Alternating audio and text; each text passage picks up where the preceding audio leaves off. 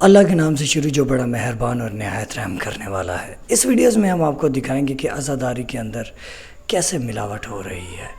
ایک علماء ہے جن کو میں نہیں جانتا، جن کا نام نہیں معلوم، لیکن ان کی ویڈیوز ہم نے واٹس ایپ پر دیکھی ہے اور انہوں نے یہ بتانے کی کوشش کی ہے کہ ہم شیعہ اہل بیت علیہ الصلوۃ والسلام کے ہیں، لیکن ہم اپنی مجالس میں، ہم اپنے جلوسوں میں، ہم اپنے منصیحوں میں اور ہماری جتنے بھی عزاداری کے جو روایات ہیں اس میں ہم کچھ اور چیزیں ایڈ کرنا شروع ہو گئے ہیں۔ اور یہ ویڈیوز ہم آپ کو دکھاتے ہیں کہ انہوں نے کیسے اس پوائنٹس پر بات اٹھائی ہے۔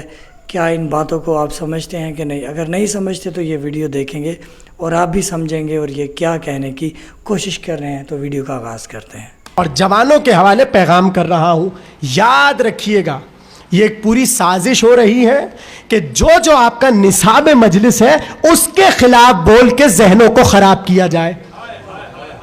آپ کی مجلس کیسے شروع ہوتی تھی؟ حدیث قصہ نہیں سمجھ رہے، اس پہ حملے ہو چکے، یہ جھوٹی ہے۔ پھر مجلس میں کیا پڑھا جاتا تھا؟ فضائل اہل بیت، اس پہ حملہ ہوا، کب تک پڑھیں گے؟ سمجھو، یعنی اس کے بدلے کسی اور کو لائے۔ پھر مصائب تو ہمارے بنیادی مجلس کا جز تھے نا، تو وہ بیٹھا بدتمیز عالم کہہ رہا ہے ممبر پہ کہ تم بی بی سکینہ کو رو رہے ہو اور فلاں ملکی بچیوں کو نہیں رو رہے۔ نہیں سمجھ رہے آپ لوگ؟ آپ کی بنیادیں کتنی کھوکھلی ہو رہی ہیں، اسے سنیے۔ اسی طرح وہ ایک اور بے ادب عالم کہہ رہا ہے کہ تم اگر جلوس میں جاؤ تو تم اس وقت حقیقی عزادار ہو جب ایک ہاتھ میں عباس کا علم ہو اور دوسرے ہاتھ میں فلاں ملک کا جھنڈا ہو۔ اچھا، یہ میں آپ کو بات بتاتا چلوں کہ یہ ہم نے دیکھا ہے کہ جلوسوں کے اندر جہاں پر غازی عباس علیہ السلام کا علم ہے وہیں پر ہم نے دوسرے ملکوں کے جھنڈے دیکھے ہیں جلوسوں میں، اور شاید آنے والے وقتوں میں یہ پتہ نہیں کیا کیا کریں۔ لیکن دنیا میں 1400 سال سے کئی قوموں کے اوپر بہت ظلم ہوا، لوگ بے گناہ مارے گئے۔ جب ملک علیحدہ علیحدہ ہوئے تو وہ اس ٹائم کے شیعوں نے جو ہے اپنے جلوسوں میں نہیں یہ چیزیں منائی۔ خالصتاً جب محرم آتے تھے تو اہل بیت کا غم مناتے تھے۔ تو ہم کیونکہ ہم شیعہ ہیں تو ہمارے اپنے بھی بڑے، ہمارے کسی کا انتقال ہو جائے، باپ کا، دادا کا، چاچا کا، تو ہم اپنے مرنے کا غم نہیں مناتے، اہل بیت کا غم مناتے ہیں اگر محرموں میں ایسا ہو جائے۔ تو یہ ہے معیار شیعت کا۔ تو آگے بڑھتے ہیں، آگے یہ کیا کہتے ہیں؟ اگر نہیں تو تم حقیقی عزادار نہیں۔ سمجھے آخری جملہ تقریر کا؟ اسی طرح ایک چیز بچی تھی، وہ تھی سوسخانی۔ اس میں بھی کہہ دیا انیس و دبیر تو بڑے بے ادب تھے اور توہین اہل بیت کرتے تھے۔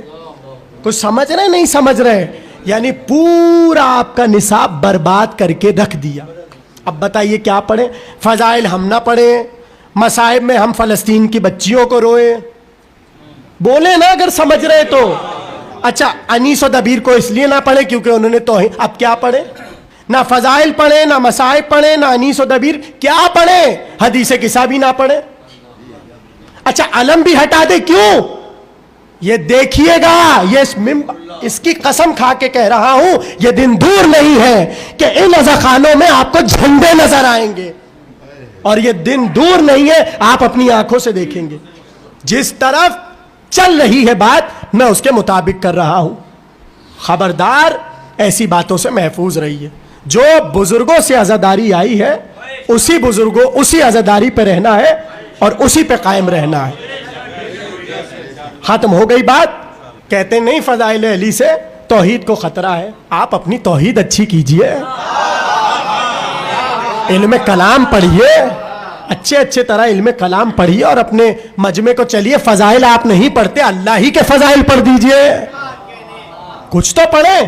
تو ویڈیو کے لاسٹ میں ہم آپ کو بتاتے ہیں کہ کچھ ایسے مولوی ہیں جو کہ ممبر پر مجالس کے دوران وہ سیاست کی باتیں کرتے ہیں، ملکوں کی باتیں کرتے ہیں کہ بھائی فلسطین میں یہ ہو رہا ہے، وہاں پر یہ ہو رہا ہے۔ اگر ان کو زیادہ شوق ہے تو ان کو پارا چنار کی بات کرنی چاہیے۔ اگر ان کو زیادہ شوق ہے ہمدردی کا، لوگوں کی ہمدردی کا، تو اپنے شیعت کے لیے بات کرنی چاہیے۔ پوری دنیا میں جو ہے انہوں نے ٹھیکہ نہیں لیا. پوری دنیا کو کنٹرول کرنے کے لیے حضرت امام مہدی علیہ الصلوۃ والسلام وہ اللہ کی حجت ہیں, وہ پوری دنیا کنٹرول کر سکتے ہیں. یہ وقت کا ملا یہ پوری دنیا میں جو ظلم ہو رہا ہے وہ کنٹرول نہیں کر سکتے. یہ بات سمجھ لینی چاہیے. اور ہم شیعہ 14 معصومین علیہ الصلوۃ والسلام کے ہیں, ہم اہل بیت کا غم منائیں گے, اور ہم اس غم کے اندر دنیا کے جو مسئلے مسائل ہیں اس کو شریک نہیں کرنے دیں گے.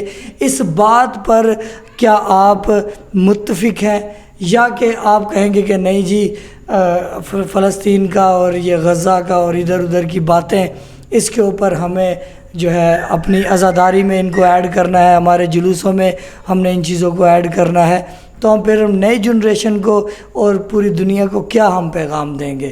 کیا ہم پوری دنیا کا ہم نے ٹھیکہ اٹھا رکھا ہے؟ نہیں.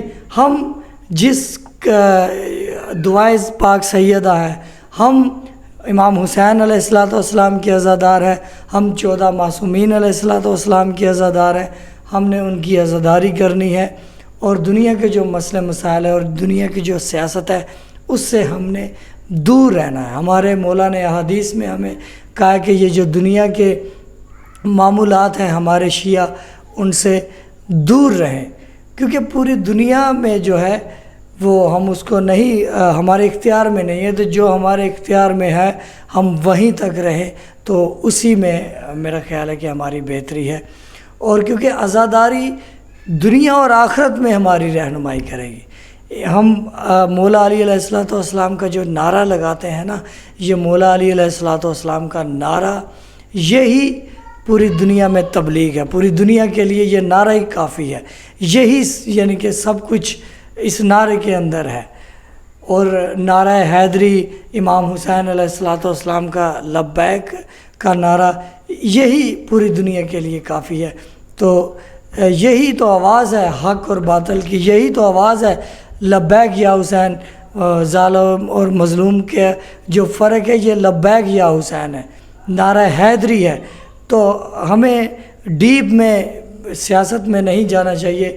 آپ اس بات کے بارے میں آپ کیا کہتے ہیں کہ یہ مولانا صاحب نے جو ہم نے آپ کو جو ان کی تقریر سنائی ہے, آپ کتنا متفق ہیں ان کی تقریر سے؟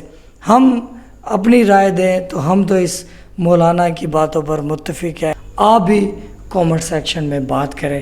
اگر آپ آل محمد علیہ الصلوۃ والسلام کے شیعہ ہیں, مولا آپ کو سلامت رکھے. بہت شکریہ. اینڈ اسکرین پر ہماری پلے لسٹ ہے جس میں ہم نے دیگر پوائنٹس پر باتیں کی ہیں, اور وہ بھی دیکھیے گا. ہمارے چینل سے جڑے رہنے کے لیے چینل کو سبسکرائب کریں. درود بر محمد و آل محمد. اللہم صلی علی محمد و آل محمد. سلام امام زمانہ علیہ السلام. تحفہ یا علی مدد.